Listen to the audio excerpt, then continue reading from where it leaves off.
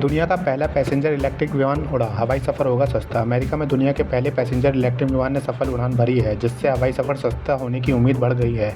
Beta technology company द्वारा संचालित इस विमान ने ईस्ट हैम्पटन से न्यूयॉर्क के जॉन एफ कैनेडी एयरपोर्ट तक 130 किलोमीटर की दूरी महज 30 मिनट में तय की। इस तकनीकी से अब फ्यूल भरने की झंझट खत्म होगी और मध्यवर्गीय लोगों के लिए हवाई यात्रा आसान व किफ़ायती बन सकती है।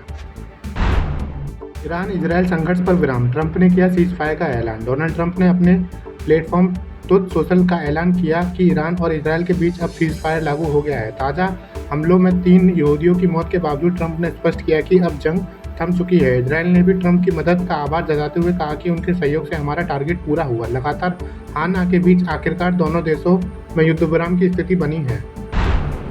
ट्रूडो के जाने के बाद बदला कनाडा का रुख, नए पीएम करनी बोले आतंकवाद के खिलाफ भारत के साथ। जस्टिन ट्रूडो के हटते ही कनाडा के खालिस्तान पर रुख में बदलाव साफ नजर आने लगा है। नए प्रधानमंत्री मार्को कर्नी ने कहा कि उनकी सरकार आतंकवाद के खिलाफ भारत के साथ खड़ी है। उन्होंने एयर इंडिया 182 कनिष्क बम धमाके को देश का सबसे घातक हमला बताते हुए अफसोस जताया और भरोसा दिलाया कि नई सरकार समुदाय की सुरक्षा के लिए प्रसिद्ध है।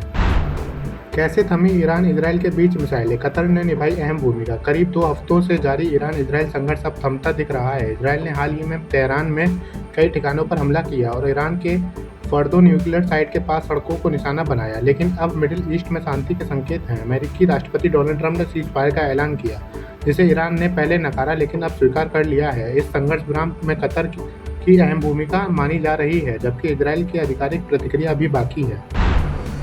ईरान के खैमनेई के उत्तराधिकारी की तलाश तेज, 2 नाम रेस में सबसे आगे।